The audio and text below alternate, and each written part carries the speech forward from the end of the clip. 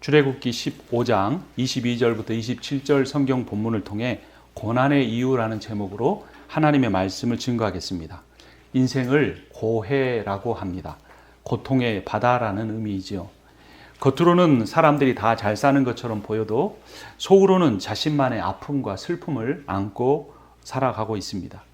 왜 우리 인생에 이런 고난이, 고통이 그치지 않는 것일까요? 이 세상에 왜 악이 사라지지 않는 것일까요?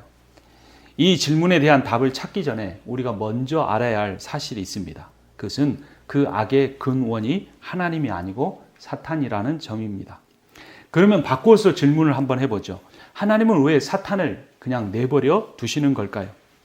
그 이유는 인간이 하나님을 떠나 악을 행하고 있기 때문입니다. 그리고 그 인간의 악에 대한 결과는 죽음입니다. 로마서 6장 23절을 보면 죄의 싹은 죽음이요 하나님의 선물은 우리 주 예수 그리스도 안에서 누리는 영원한 생명입니다. 하나님이 정의로우십니다. 이 정의로운 성품에 따르면 하나님께 불순종하고 하나님께 반역한 인간은 죽어야 합니다. 사탄은 이 사실을 잘 알고 있습니다. 그래서 사탄은 인간을 정죄합니다. 요한계시록 12장 10절 하반절을 보면 우리 형제들을 참수하던 자, 곧 우리 하나님 앞에서 밤낮 참수하던 자가 쫓겨나고 라고 합니다. 사탄은 하늘 법정에서 검사처럼 우리의 죄를 낱낱이 구하며 우리를 참수하고 있습니다. 사탄의 고발에 따르면 정의로운 하나님은 온 세상과 인류를 심판하고 완전히 멸망시키셔야 합니다. 그래서 하나님께서 인간의 죄악으로 인해 사탄의 활동을 잠시 동안 허용해 주시는 것입니다.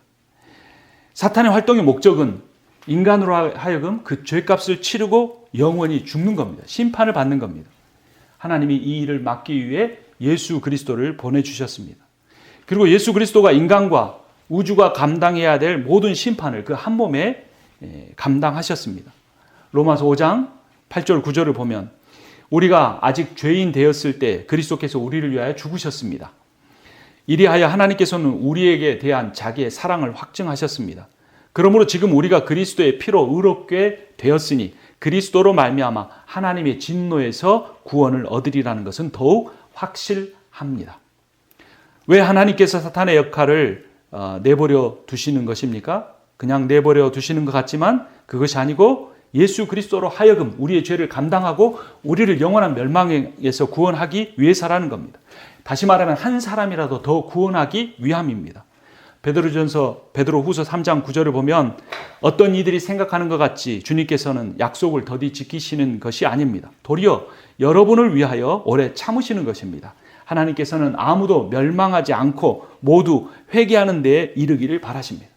하나님 왜 절망이 있습니까? 하나님 왜 고통이 있습니까? 라고 우리는 절규하는데 그것이 아니라 내 죄로 인하여서 나를 향한 영원한 심판이 내 코앞에까지 이르렀다는 사실을 알아야 하는 것입니다. 그 하나님의 심판을 우리가 느끼게 되면 우리 인생의 고난이나 고통에 대해서 우리가 절규하기보다 우리가 회개하려고 하고 이 복음을 알지 못하는 사람에게 이 복음을 전하는 아주 능력 있는 삶을 살게 되는 것입니다.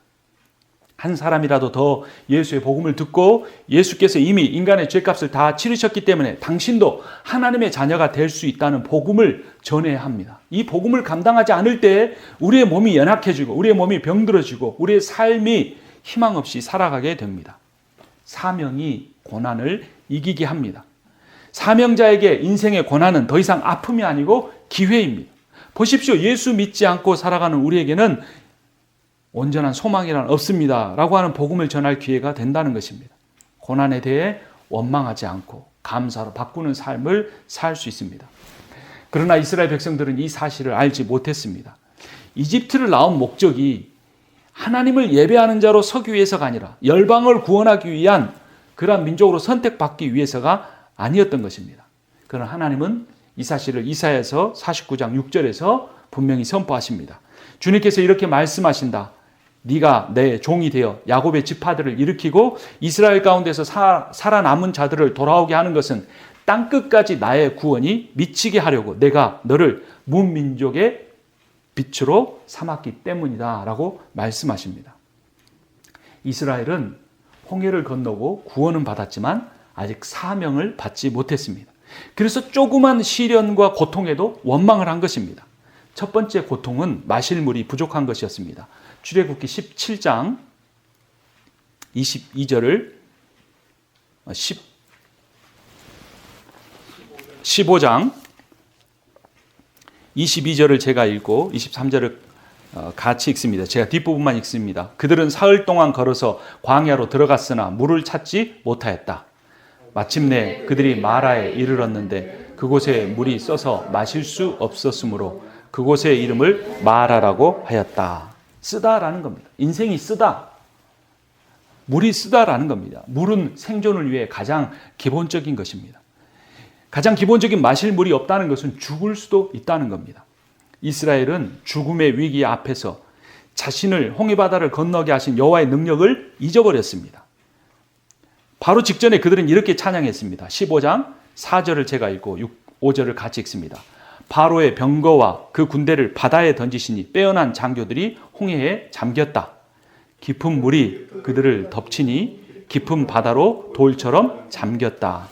이스라엘은 바로 직전에 물 때문에 하나님을 찬양했습니다. 그런데 이제는 물 때문에 주님을 원망하고 있습니다. 이어지는 24절을 보면 이스라엘 백성은 모세에게 이렇게 말합니다. 우리가 무엇을 마신단 말입니까? 하고 불평하였습니다. 물 때문에 구원을 받았던 이스라엘 백성이 물 때문에 죽음을 두려워하고 있습니다. 이것이 인간의 어리석음입니다. 물 문제가 해결된다고 해서 그 인생의 문제가 해결되는 것이 아니라는 것을 깨달아야 합니다. 어떤 사람 내 인생은 돈만 있으면 해결된다고 생각합니다. 어떤 사람은 나에게 건강만 회복되면 끝이라고 생각합니다. 내 인생에 내 아들의 문제만 해결되면, 내 딸의 문제만 해결되면, 내 남편의 문제만 해결되면이라고 생각하지만 그것은 끝이 없는 것입니다. 물 문제가 해결됐을 때 그들은 다시 먹을 음식으로 하나님을 원망합니다. 16장으로 갑니다. 16장 2절을 같이 읽고 3절은 제가 읽습니다. 2절입니다. 이스라엘 자손의 온 회중이 그 광야에서 모세와 아론을 원망하였다. 이스라엘 자손이 그들에게 항의하였다. 차라리 우리가 이집트 땅 거기 고기 까마 곁에 앉아 배불리 음식을 먹던 그때 누가 우리를 주님의 손에 넘겨주어서 죽게 했더라면 더 좋을 뻔하였습니다. 그런데 당신들은 지금 우리를 이 광야로 끌고 나와서 이 모든 회중을 다 굶어 죽게 하고 있습니다. 이것은 모세에게 한 말이었지만 사실은 하나님을 향한 원망이었습니다. 7절 앞부분을 제가 읽습니다. 당신들이 우리를 보고 원망한 것이 아니라 주님을 원망하였습니다. 믿음 있는 사람은 하나님을 향하여 대놓고 원망하지 않습니다. 지도자를 원망합니다. 자기의 가족을 원망합니다. 자신의 상황을 원망합니다. 그러나 믿는 자의 모든 원망은 곧 하나님을 향한 것입니다. 하나님은 그들의 원망을 듣고 하늘에서 만나와 메추라기를 비같이 쏟아지게 하셨습니다. 그리고 먹는 문제가 해결되자 다시 그들은 마실 물로 하나님을 원망합니다. 17장 1절을 제가 읽고 2절을 함께 읽습니다.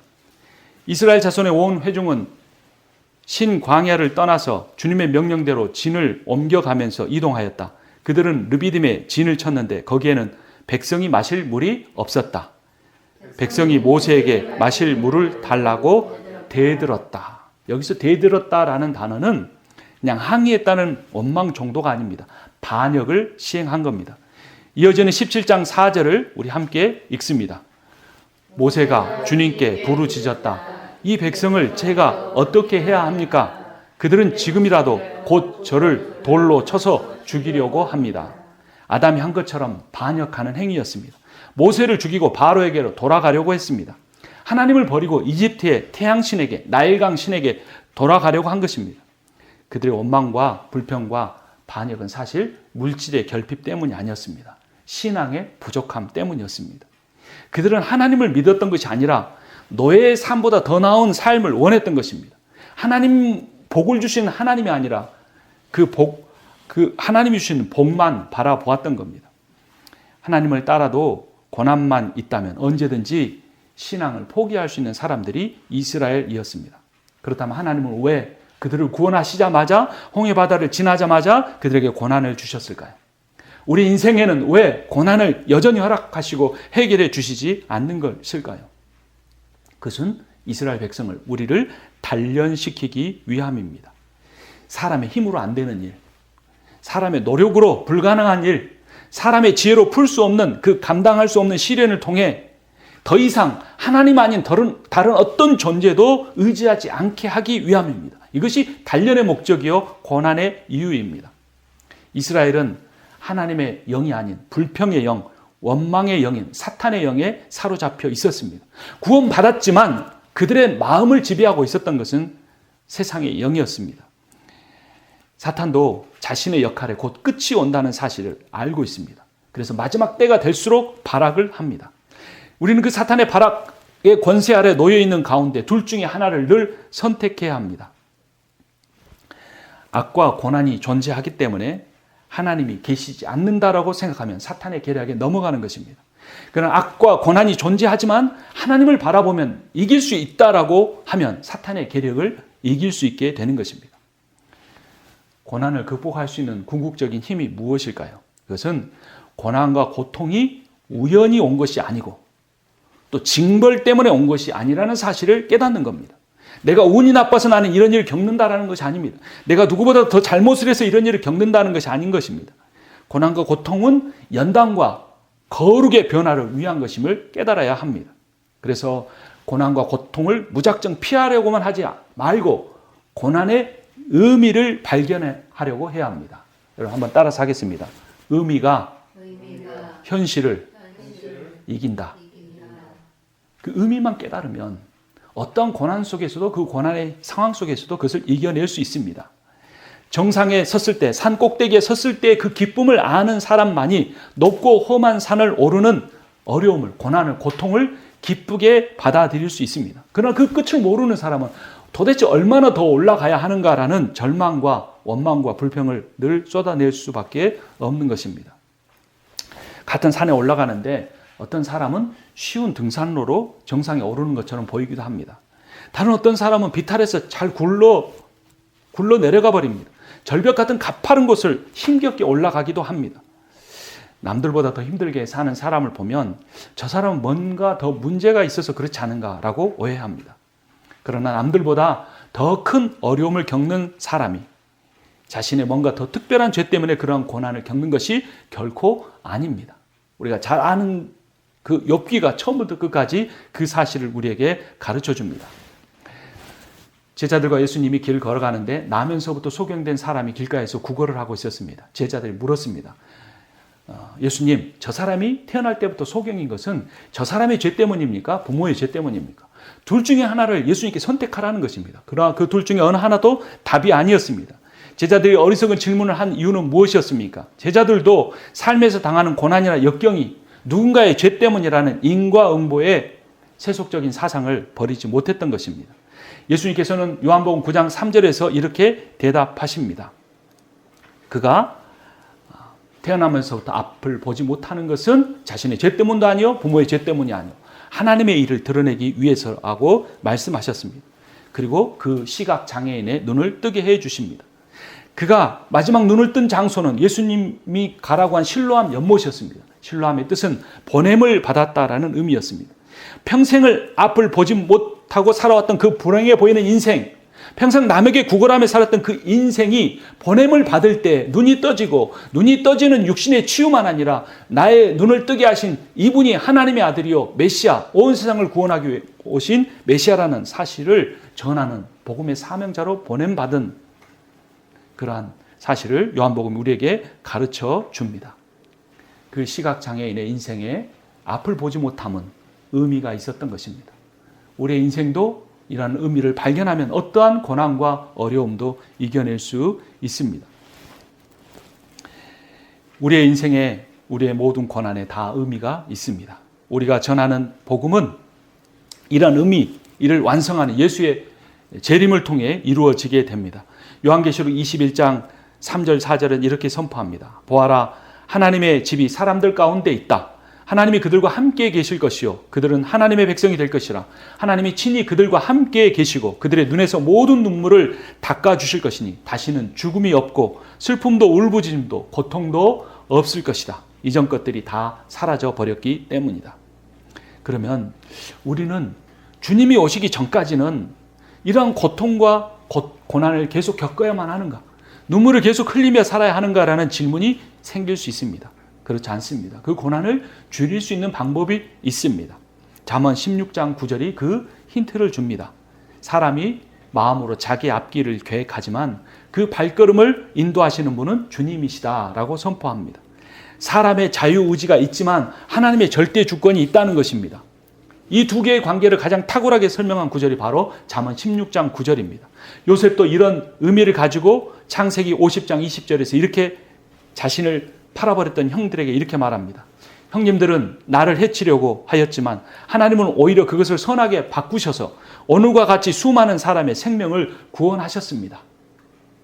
요셉이 이 복음을 깨닫지 못했다면 형들에게 복수하려고 했겠지만 하나님의 그 놀라운 주권을 깨달았을 때 자신이 팔린 것은 애굽 땅과 그들의 형제들의 가족과 온 세상을 구하기 위함이었다는 것을 그가 깨달았던 것입니다. 하나님의 주권이 인간의 악한 계획을 선하게 바꿉니다. 그러면 어떤 사람이 이런 놀라운 하나님의 주권을 체험하며 살 수 있을까요? 바로 기도하는 사람입니다. 기도는 인간의 욕망을 이루기 위한 것이 아닙니다. 이런 기도는 이루어질수록 세상의 고난과 고통을 더 확대시킵니다. 기도의 본질은 인간의 욕망을 이루기 위한 것이 아니라 하나님의 절대 주권과 그분의 선하신 계획이 이루어지기를 바라고 소망하는 것입니다. 내가 선택할 수 있지만 하나님께 맡기는 인생을 살아야 합니다. 나의 욕심을 줄이고 다른 사람의 결핍을 채우는 삶을 살아야 합니다. 내 고난과 아픔에 대해서 원망하고 불평하고 주저앉기보다는 이만큼이라도 살게 하신 하나님의 은혜에 감사하고 증거하고 간증하는 찬양하는 삶을 살아야 합니다. 그럼 저 사람은 저렇게 어려운 환경 속에서도 무엇 때문에 하나님을 찬양하고 감사할 수 있는가라고 내가 전하는 복음의 사람들이 귀를 기울이게 될 것입니다. 원망을 그치고 불평을 멈추고 감사의 찬양을 올려드릴 때 사탄의 세력이 물러갈 것입니다. 미움과 다툼이 화평과 기쁨으로 변화하게 될 것입니다. 인간이 감당할 수 없는 고난이 하나님을 향한 절대적인 기도의 자리를 만듭니다. 그래서 고난이 기독교 복음의 핵심입니다. 고난을 통해 기도의 자리로 나아가고 기도의 자리를 통해 하나님의 주권을 절대 주권을 인정하고 긍휼의 성품을 배울 수 있습니다. 고난을 통해서만 이 세상이 전부가 아니고 완전한 또 다른 세상이 올 것을 소망하게 됩니다. 고난을 통해서만 인간의 지혜와 지식의 한계를 절실히 깨닫고 전능하신 하나님만을 의지하는 지혜로운 삶을 살게 됩니다. 모세를 통해 주어진 하나님의 명령에 이스라엘 백성은 순종했습니다. 목숨을 걸고 이집트를 탈출했지만 그런데 그들 앞에 홍해 바다가 가로막고 있었습니다. 뒤에서는 이집트의 군대가 쫓아오고 있었습니다. 하나님의 은혜로 홍해를 건넜지만 곧바로 고난이 닥쳐온 것입니다. 마실 물이 없어서 먹을 음식이 없어서 뜨거운 광야에서 그들은 고통을 겪어야만 했습니다. 그런 상황들을 보면 우리를 광야에서 죽게 하기 위해서 이집트에서 나오게 했느냐는 이스라엘 백성의 원망 섞인 절규가 어느 정도는 이해하게 됩니다. 하나님은 정말 이스라엘 백성에게 고통을 주기 위해서 이집트에서 꺼내셨을까요? 하나님은 정말 내 인생에 고통을 주시기 위해 예수 믿게 하셨을까요? 하나님의 사명을 감당하게 하셨을까요? 사실 예수님 믿고 잘되고 세상적인 의미에서 잘되고 복받는 사람도 있습니다. 하지만 가만히 살펴보면 예수님 믿고 이전보다 더 고통과 시련을 겪은 사람들이 훨씬 더 많습니다. 한두 가지 기도 응답도 받았지만 예수 믿는 것 때문에 예수 믿지 않았으면 겪지 않았을 시련과 아픔을 겪는 사람이 많습니다. 사람이 겪는 고난이 그의 개인적인 죄 때문이라고 생각하는 것은 고난을 나쁘게만 생각하기 때문입니다. 그러면 예수 그리스도께서 십자가에서 겪으신 고난도 나쁜 것인가 생각해 봐야 합니다. 예수의 십자가의 고난이 없었으면 우리의 구원도 없었을 것입니다. 그런데 우리를 위하여 그 고난을 겪으신 예수께서 예수 그리스도의 십자가를 지고 따라야 한다고 우리에게 말씀하지 않으셨습니까? 바울은 그 예수의 남은 고난을 자신의 삶에 채우겠다고 골로새서 1장 24절에서 이렇게 고백합니다. 이제 나는 여러분을 위하여 고난을 받는 것을 기쁘게 여기고 있으며 그리스도의 남은 고난을 그분의 몸, 곧 교회를 위하여 내 육신으로 채워가고 있습니다. 고난은 나쁜 것이 아닙니다. 물론 고난 자체가 좋은 것도 아니지만 고난을 통해 얻을 깨달음과 하나님의 은혜가 너무나 풍성하고 너무나 놀랍기 때문입니다. 고난은 인간의 연약함을 인정하고 절대자를 향한 의존성을 깨닫게 합니다. 사람의 어리석음을 깨닫고 지혜의 말씀을 찾게 만듭니다. 인간의 무력함을 경험하고 전능자를 만나게 합니다. 어리석은 교만을 버리고 겸손하게 만들어줍니다. 그래서 고난과 고통은 복음을 위한 기도라는 지혜의 문으로 우리를 이끌어 줍니다. 인간의 욕망을 중요하게 여기는 사회에서 고난은 어떻게 해서든지 피해야 할 것입니다. 하지만 예수 그리스도를 믿고 거듭난 사람에게 고난이란 다른 사람을 섬기기 위해 견뎌야 할 아름다운 삶의 일부일 뿐입니다. 만약에 사람이 영혼이 없이 몸이 전부라면 지적 장애나 사지마비를 가진 아기는 무슨 가치를 가질 수 있을까요?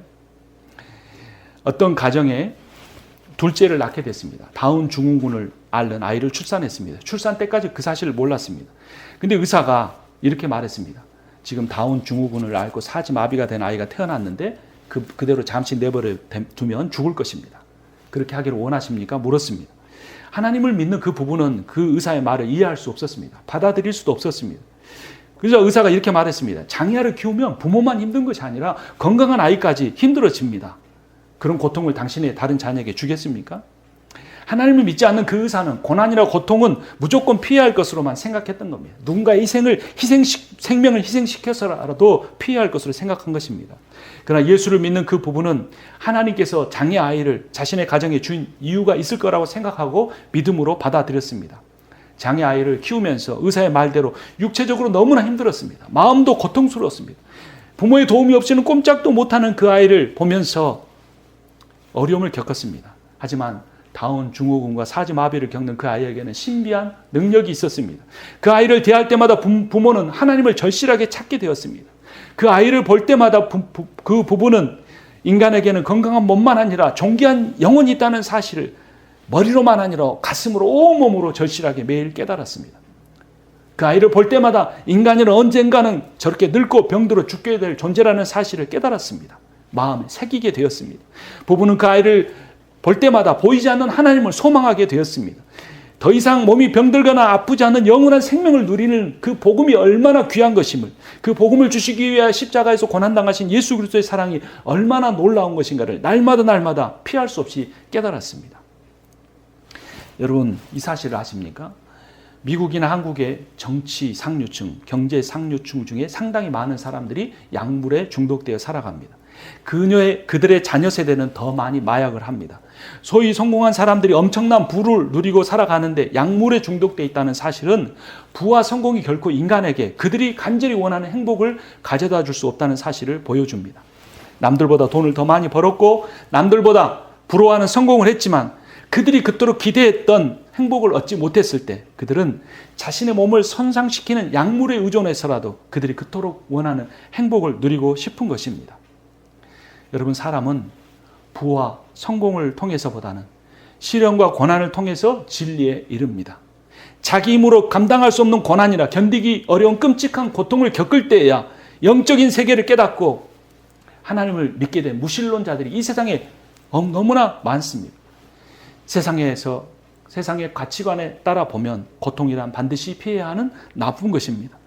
그러나 하나님을 믿는 믿음의 관점에서 보면 고난이란 앞에서 말씀드린 것처럼 나처럼 고난을 겪는 다른 사람을 이해하고 그들의 아픔과 고통을 상처받은 치유자로 고쳐줄 수 있는, 즉 하나님을 영광스럽게 할 수 있는 기회인 것입니다.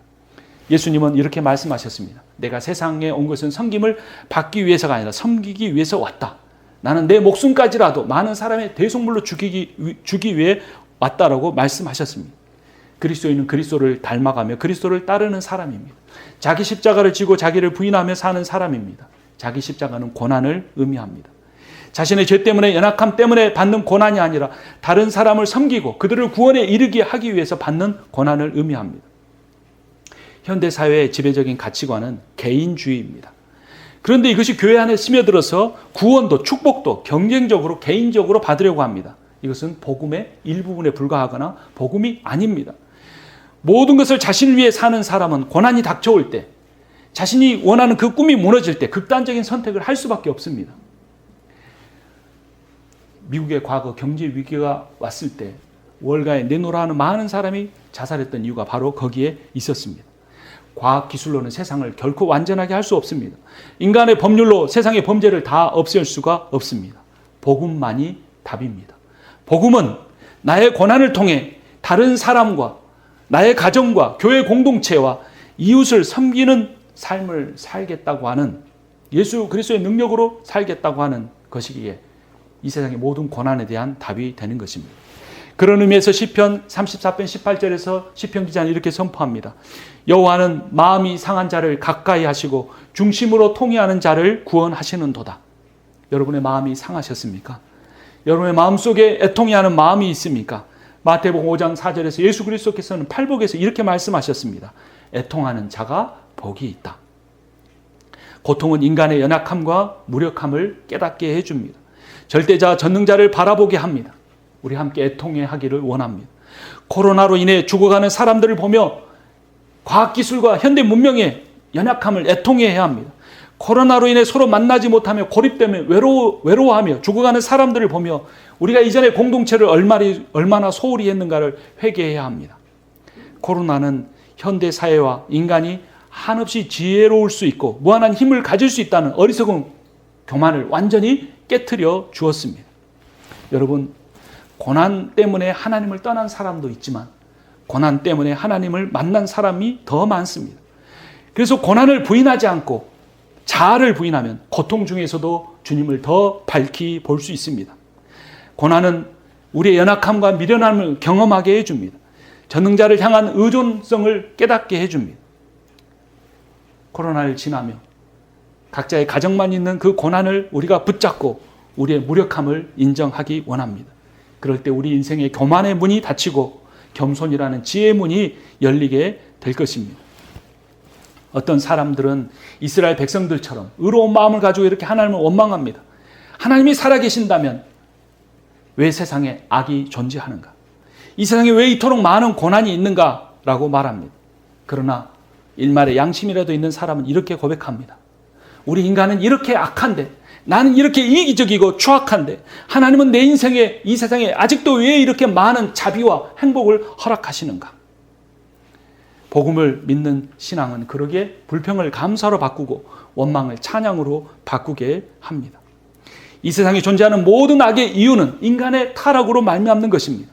아담의 원죄 타락 한 번으로 끝나는 것이 아니라 그 후손들이 아담보다 더 철저하게 이기적이고 악한 모습으로 악을 행하기에 이 세상에서 악과 고난이 끊어지지 않는 것입니다. 하나님은 정의로우십니다. 그래서 이 세상의 마지막 종말의 모든 악과 그 악의 근원과 그 악을 따르는 사람들에 대한 완전한 심판이 있을 것입니다. 그러나 하나님은 그 악이 존재하는, 고난이 존재하는 세상 가운데서도 복음을 믿고 신뢰함으로 하나님 말씀을 따라 살았던 사람들에게 더 이상 병들지 않는 완전한 몸으로 부활하게 하시며 슬픔과 아픔이 없는 세상에서 영원토록 살게 해 주실 것입니다. 슬픔이 기쁨의 화관으로 바뀌고 눈물이 더 이상 흘러내리지 않는 새로운 세상이 올 것입니다. 지금 우리가 당하는 고난은 그래서 장차 받을 영광과 비교할 수 없이 작은 것입니다. 금광석이 저절로 승금이 되지 않습니다. 용광로의 풀무지를 견뎌야 합니다. 우리가 완성될 하나님의 나라에서 완전한 영광과 영원한 생명을 누리기 위해서는 우리 인생에서 지나야 할 고난의 영광로를 연단의 영광로로 여기며 살아가야 하는 것입니다. 이러한 의미에서 베드로 사도는 전서 1장 7절에서 이렇게 말했습니다. 하나님께서는 우리의 믿음을 단련하셔서 불로 단련하지만 결코 없어지고 마는 금보다 더 귀한 것이 되게 하시며 예수 그리스도께서 나타나실 때 여러분에게 칭찬과 영광과 존귀를 얻게 해 주십니다. 우리가 겪는 모든 고난보다, 우리가 겪는 모든 아픔보다 더 큰 고난과 아픔을 주님이 겪으셨습니다.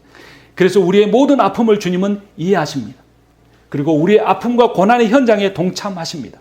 히브리서 4장 15절은 선포합니다. 우리의 대제사장은 우리의 연약함을 동정하지 못하는 분이 아니십니다. 그분이 우리의 아픔을 우리보다 더 잘 알고 우리를 위하여 쉬지 않고 하나님께 중보하고 계십니다. 그래서 고난은 좌절이 아닌 은혜를 받을 수 있는 기회입니다. 고난은 하나님이 살아계신 것을 체험할 수 있는 기회입니다. 이어지는 히브리서 4장 16절을 보면 그러므로 우리는 담대하게 은혜의 보좌로 나아갑시다.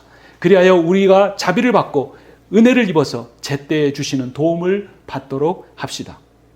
하나님은 우리 인생의 고난을 없애주시는 것이 아니라 고난을 이길 수 있는 힘과 능력과 지혜를 말씀과 기도를 통해 주십니다. 하나님은 고난을 혼자 감당하라고 내버려 두지 아니하시고 그 고난에 함께 동참해 주십니다. 믿음으로 받아들이고 나아가는 사람에게는 반드시 이 승리를 경험하게 해 주실 것입니다. 오늘 본문 중에 하나인 출애굽기 17장 5절과 6절을 읽고 오늘 말씀을 마치도록 하겠습니다. 출애굽기 17장 뒷부분을 제가 읽습니다. 모세는 거기에 제단을 쌓고 그곳 이름을 여호와 니시라 하고 주님의 17장 16절 함께 읽겠습니다. 주님의 깃발을 높이 들어라. 주님께서 대대로 아말렉과 싸우실 것이다 하고 외쳤다. 물이 없는 고난보다, 먹을 음식이 없는 고난보다 더 큰 것은 대적으로 인한 고난이었습니다. 그러나 모세가 두 팔을 들고 하나님을 향해 중보할 때 그들은 승리를 거두었습니다. 모세보다 더 완전한 중보자이신 예수 그리스도가 하나님 보좌 우편에서 우리를 위해 중보하시기에 믿음으로 주님을 바라보시고 고난을 이길 수 있는 힘과 능력과 지혜를 구하는 사람에게 하나님이 반드시 승리를 주실 것입니다. 이 승리의 면류관을 누릴 사람은 고난과의 싸움에서 자신만 아니라 교회 공동체를 위해, 이웃을 위해 기도의 깃발을 하나님을 향해 드는 사람들입니다. 주님의 깃발을, 여호와 니시의 깃발을 함께 들기를 원합니다. 그러한 사람들을 통해 하나님께서 사단과 싸워 이기시고 우리의 모든 고난을 끝내시고 영원한 새 하늘과 새 땅을 이루실 것입니다. 기도하겠습니다. 살아계신 하나님 아버지, 은혜를 감사합니다. 주님께서 우리와 오늘 또 함께 하시고 우리에게 하나님의 말씀을 허락하여 주신 것을 감사합니다. 주님은 우리의 인생에 고난을 없애주시는 것이 아니라 그 고난을 이길 수 있는 힘과 능력과 주의를 주신다고 말씀하셨으니 기도와 말씀을 통하여 이것을 누리고 얻으며 여호와 니시의 깃발을 흔들며 나아갈 때 승리하는 삶을 살게 해 주시옵소서. 예수 그리스도의 이름으로 기도합니다. 아멘. 하나님은 너를 지키시는 자, 너의 환난을 명쾌하시니 그가 너를 지키시리라. 너의 출입을 지키시리라. 눈을 들어 산을 보아라. 너의 도움 어디서나 천지 지으신 너를 만드신 여호와께